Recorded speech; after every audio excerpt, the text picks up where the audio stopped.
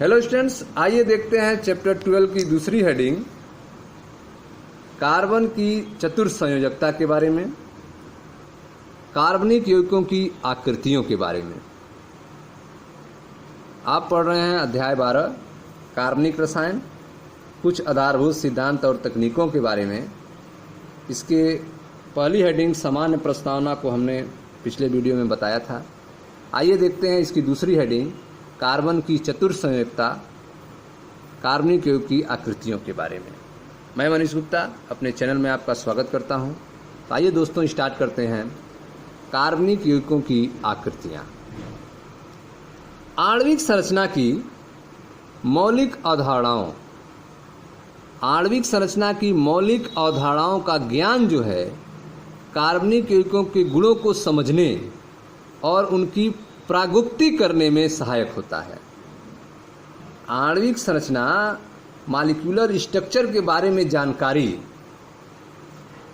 आणविक संरचना के मौलिक अवधारणाओं का ज्ञान जो है कार्बनिक यौगिकों के गुणों को समझने और उनकी प्रागुक्ति और उन्हें बनाने, उन्हें प्राप्त करने में सहायक होता है। संयोजकता सिद्धांत और आणविक संरचना को आप एकक 4 में समझ चुके हैं। संयोजकता सिद्धांत एवं आणविक संरचना को आपको एकक 4 में बताया गया है। आप यह भी जानते हैं कि कार्बन की चतुर्संयोजकता, कार्बन की जो 4 संयोजकता होती है तथा इसके द्वारा सहसंयोजक आबंध निर्माण को इलेक्ट्रॉनीय विन्यास तथा S और P कक्षकों के संकरण के आधार पर समझाया जा सकता है। ठीक है, आप यह जानते हैं कि कार्बन की चतुर्संयोजकता तथा इसके द्वारा सहसंयोजक आबंध निर्माण को इलेक्ट्रॉनीय विन्यास तथा S और P कक्षकों के संकरण के आधार पर समझाया जा सकता है। आपको यह याद होगा कि मीथेन, एथेन तथा एथाइन के समान अणुओं की आकृतियों को कार्बन परमाणुओं द्वारा निर्मित क्रमशः sp3, sp2 तथा sp संकर कक्षकों की सहायता से स्पष्ट किया जा सकता है। मीथेन में कार्बन का संकरण sp3, एथीन में sp2 और एथाइन में sp संकरण होता है। ठीक है, तो आपको पिछले अध्याय 4 में बताया गया है कि कार्बन की चतुर्संयोजकता तथा इसके द्वारा सहसंयोजक आबंध निर्माण को इलेक्ट्रॉनिक विन्यास तथा S और P कक्षकों के संकरण के आधार पर समझाया जा सकता है। आपको यह याद होगा कि मीथेन, एथीन और एथाइन के समान अणुओं की आकृतियों को कार्बन परमाणुओं द्वारा निर्मित sp3, sp2 और sp संकर कक्षकों की सहायता से स्पष्ट किया जा सकता है। ठीक है, संकरण किसी यौगिक में आबंध लंबाई तथा आबंध एंथैल्पी को प्रभावित करता है। संकरण जो है, हाइब्रिडाइजेशन जो है, किसी यौगिक में आबंध लंबाई तथा आबंध एंथैल्पी अर्थात आबंध सामर्थ्य को प्रभावित करता है। sp संकरित कक्षकों में S गुण अधिक होने के कारण यह नाभिक के समीप होता है। sp संकरित कक्षक में S गुण जो है अधिक होने के कारण यह नाभिक के समीप होता है। अतः sp संकरित कक्षक द्वारा निर्मित आबंध sp3 संकरित कक्षक द्वारा निर्मित आबंध की अपेक्षा अधिक निकट तथा अधिक सामर्थ्यवान होता है। ठीक है, sp संकरित कक्षक में S गुण अधिक होता है जिसके कारण यह नाभिक के समीप होता है। अतः sp संकरित कक्षक द्वारा निर्मित आबंध जो है sp3 संकरित कक्षक द्वारा निर्मित आबंध की अपेक्षा अधिक निकट तथा अधिक सामर्थ्यवान होता है। sp जो है अधिक सामर्थ्यवान होगा sp3 की तुलना में। sp2 संकरित कक्षक sp2 संकरित कक्षक sp तथा sp3 संकरित कक्षक के मध्यवर्ती होता है। sp2 संकरित कक्षक जो होता है वह sp कक्षक तथा sp3 संकरित कक्षक के बीच में होता है, मध्यवर्ती होता है।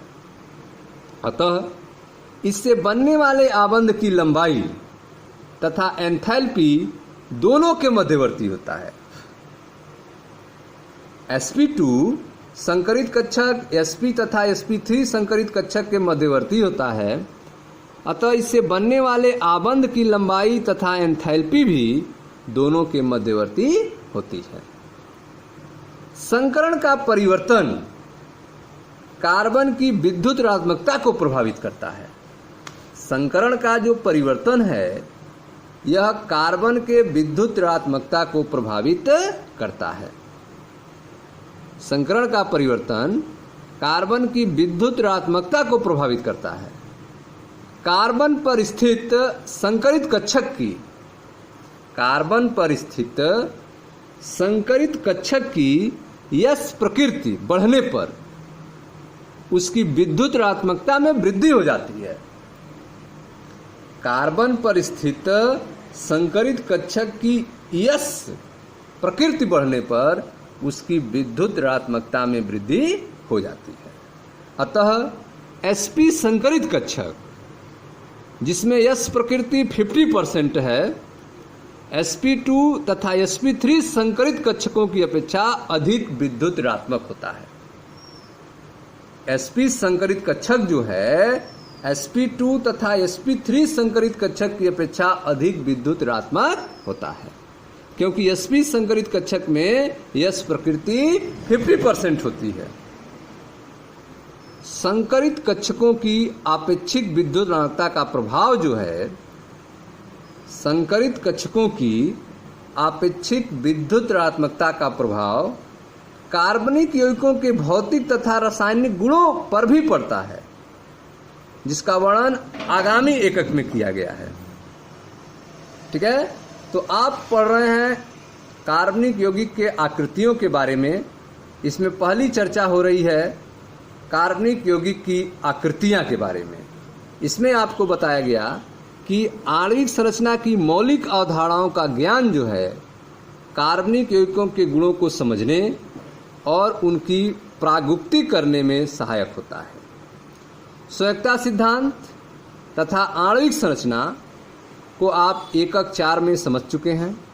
आप यह भी जानते हैं कि कार्बन की चतुर संयोजकता तथा इसके द्वारा सहसंयोजक आबंध निर्माण को इलेक्ट्रॉनिक विन्यास तथा S और P कक्षकों के संकरण के आधार पर समझाया जा सकता है। ठीक है, आपको यह याद होगा कि मीथेन, एथेन तथा एथाइन की समान अणुओं की आकृतियों को कार्बन परमाणुओं द्वारा निर्मित क्रमशः sp3, sp2 और sp संकर कक्षकों की सहायता से स्पष्ट किया जा सकता है। ठीक है, संकरण किसी यौगिक में आबंध लंबाई तथा आबंध एंथैल्पी को प्रभावित करता है। sp संकरित कक्षक में यश गुण अधिक होने के कारण यह नाभिक के समीप होता है। अतः sp संकरित कक्षक द्वारा निर्मित आबंध sp3 संकरित कक्षक द्वारा निर्मित आबंध की अपेक्षा अधिक निकट तथा अधिक सामर्थ्यवान होता है। sp2 संकरित कक्षक sp तथा sp3 संकरित कक्षक के मध्यवर्ती होता है। sp2 संकरित कक्षक जो है sp तथा sp3 संकरित कक्षक के मध्यवर्ती होता है। अतः इससे बनने वाले आबंध की लंबाई तथा एंथैल्पी दोनों के मध्यवर्ती होता है। संकरण का परिवर्तन कार्बन की विद्युत ऋणात्मकता को प्रभावित करता है। संकरण का परिवर्तन जो है कार्बन की विद्युत ऋणात्मकता को प्रभावित करता है। कार्बन पर स्थित संकरित कक्षक की यश प्रकृति बढ़ने पर उसकी विद्युत ऋणात्मकता में वृद्धि हो जाती है।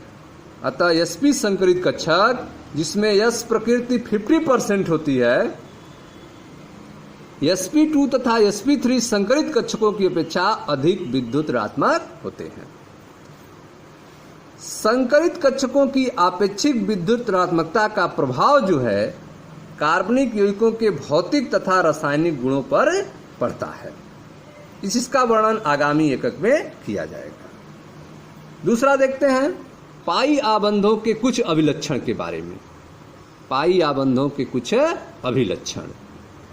पाई आबंध निर्माण में दो निकटवर्ती परमाणुओं के पी कक्षकों का समानांतर अभिविन्यास समुचित पार्श्व अतिव्यापन के लिए आवश्यक है।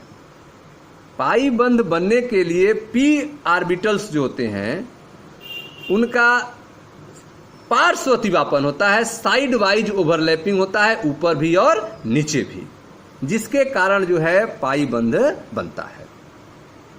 पाई आबंध के निर्माण में दो निकटवर्ती परमाणुओं के पी कक्षकों का, दो निकटवर्ती परमाणुओं के पी ऑर्बिटलों का समानांतर अभिविन्यास समुचित पार्श्व अतिव्यापन के लिए आवश्यक है। अतः CH2 डबल बंध CH2 अणु में सभी परमाणु एक ही तल में होने चाहिए। ठीक है। एथीन अणु में सभी परमाणु जो हैं एक ही तल में होने चाहिए। इस अणु के प्रत्येक कार्बन पर उपस्थित पी कक्षक समानांतर तथा अणु के तल के लंबवत होते हैं। एक CH2 को दूसरे के सापेक्ष में घुमाने पर पी कक्षकों के अधिकतम अतिव्यापन में बाधा उत्पन्न होती है। एक CH2 को दूसरे के सापेक्ष घुमाने पर पी कक्षकों के अधिकतम अतिव्यापन में बाधा उत्पन्न होती है, जिसके परिणाम स्वरूप फलतः कार्बन कार्बन द्विआबंध के चारों ओर घूर्णन जो है प्रतिबंधित हो जाता है। पाई आबंध का इलेक्ट्रॉन आवेश अभ्र, पाई आबंध का इलेक्ट्रॉन आवेश अभ्र जो है, इलेक्ट्रॉन क्लाउड्स जो होता है, आबंधित परमाणुओं के तल के ऊपर और नीचे स्थित होता है। सामान्यतः पाई आबंध बहु आबंध युक्त यौगिकों में मुख्य सक्रिय केंद्र उपलब्ध कराते हैं। पाई आबंध बहु आबंध युक्त यौगिकों में मुख्य सक्रिय केंद्र उपलब्ध कराते हैं। यह आक्रामक अभिकर्मकों के लिए इलेक्ट्रॉनों को आसानी से उपलब्ध कराता है।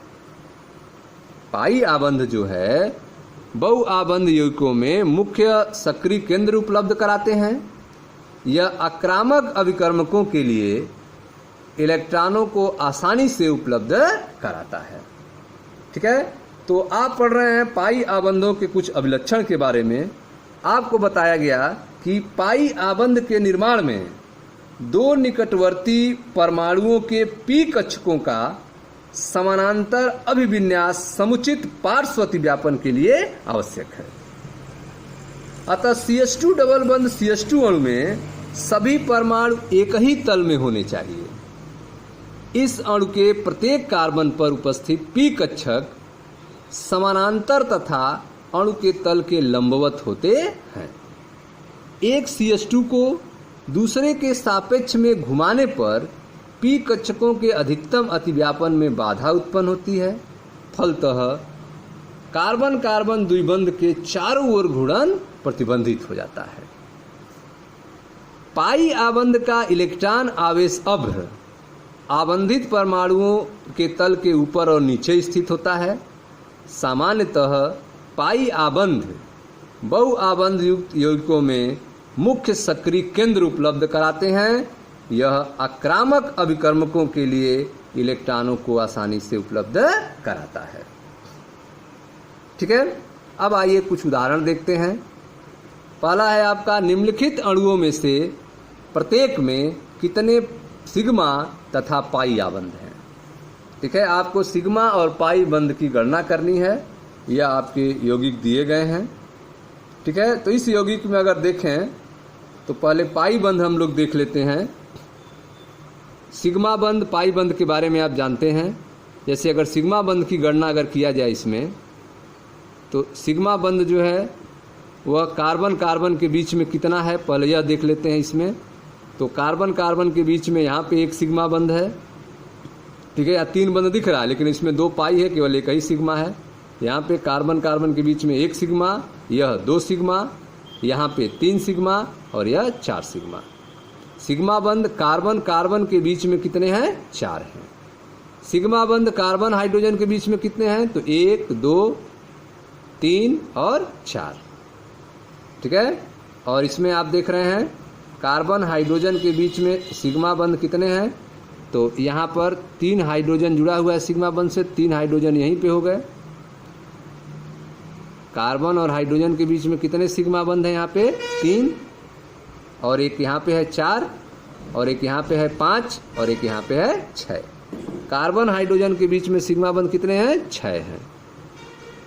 कार्बन कार्बन के बीच में सिग्मा बंध 4 हो गए, कार्बन हाइड्रोजन के बीच में सिग्मा बंध 6 हो गए। कैसे हो गए 6, एक यहाँ पे हो गया और एक यहाँ पे हो गया 2, और एक यहाँ पे 3 और 3 यहाँ पे है 6। पाई बंध देखा जाए तो कार्बन कार्बन के बीच में यहाँ पे 2 पाई बंध हैं और यहाँ पे 1 पाई बंध है, ठीक है। तो कार्बन कार्बन के बीच में पाई बंध जो है वह कितने हैं, तो 2 बंध और 3 बंध में देखा जाए तो 2 बंध के रूप में पहले अगर देखें पाई बंध तो 1 है। पाई बंध कार्बन कार्बन 2 बंध के बीच में 1 है। पाई बंध कार्बन कार्बन 3 बंध के बीच में 2 है। पाई बंध कार्बन कार्बन 3 बंध में 2 है। पाई बंध कार्बन कार्बन डबल बंध में 1 है, ठीक है। अब इसमें आते हैं, इसमें सिग्मा बंध कार्बन कार्बन सिंगल बंध में अगर देखा जाए तो कार्बन कार्बन सिंगल बंध में सिग्मा बंध आप देख रहे हैं यहाँ पर 1 है, यहाँ पर 1 है 2 और यहाँ पर 1 होगा 3। तो सिग्मा बंध कार्बन कार्बन सिंगल बंध के रूप में 3 है। सिग्मा बंध कार्बन हाइड्रोजन के बीच में कितने हैं, तो यहाँ पे 2 है और यहाँ पे 1 3 हो गया और 3 6 हो गया। तो सिग्मा बंध कार्बन हाइड्रोजन के बीच में 6 है। सिग्मा बंध कार्बन कार्बन के बीच में 3 है। सिग्मा बंध कार्बन हाइड्रोजन के बीच में 6 है।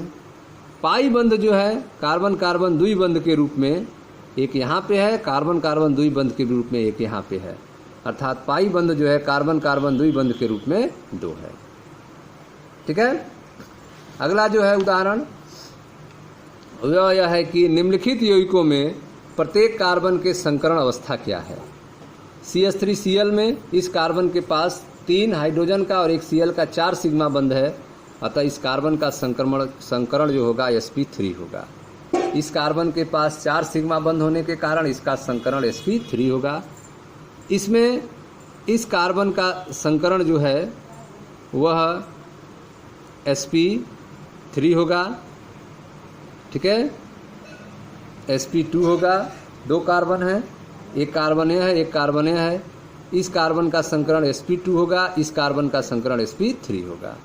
CH3Cl में इस कार्बन का संकरण sp3 होगा और इस कार्बन का sp होगा। इसमें आते हैं, इसमें कार्बन का संकरण sp2 होगा। इसमें आप देखें, इसमें इस कार्बन का संकरण sp3 होगा, 3 सिग्मा बंध है। इस कार्बन का संकरण sp2 होगा, इस कार्बन का sp2 होगा और इस कार्बन का संकरण sp होगा, ठीक है। अगला जो क्वेश्चन है वो यह है कि निम्नलिखित यौगिकों में कार्बन संकरण अवस्था एवं अणुओं की आकृति क्या होती है। इस कार्बन का संकरण अवस्था जो है sp2 संकरण अवस्था होगा, क्योंकि इसके पास 3 सिग्मा बंध है, यह 2 हाइड्रोजन का है और एक यहाँ पे सिग्मा बंध, 3 सिग्मा बंध से sp2 संकरण कार्बन होगा। sp2 संकरित कार्बन है, अतः इसकी त्रिकोणीय समतली होगी संरचना, त्रिकोणीय समतल संरचना होगा। CH3F में sp3 संकरण होगा। sp3 संकरित कार्बन है, 4 सिग्मा बंध है इसमें, 3 हाइड्रोजन के साथ 1 फ्लोरीन के साथ, अतः इसकी संरचना जो होगी चतुष्फलकी होगी। sp3 संकरित कार्बन है, चतुष्फलकी संरचना होगी। इसमें कार्बन जो है sp3 संकरित कार्बन होगा, इसकी संरचना जो है रेखीय होगा, ठीक है। इसमें कार्बन का जो संकरण है 1 सिग्मा बंध, 2 सिग्मा है बंध है, अर्थात sp संकरण होगा, sp संकरण होगा इसमें 2 सिग्मा बंध होने के कारण, जिससे sp संकरित कार्बन होगा और संरचना क्या होगा, रेखीय होगा। ठीक है स्टूडेंट्स, तो यह थे कुछ उदाहरण के बारे में। आप पढ़ रहे थे कार्बन की चतुर्संयुगता, कार्बनिक यौगिक की आकृतियों के बारे में। मैं मनीष गुप्ता अपने चैनल में आपका स्वागत करता हूं। वीडियो को लाइक करें, शेयर करें, चैनल को सब्सक्राइब करें। धन्यवाद दोस्तों।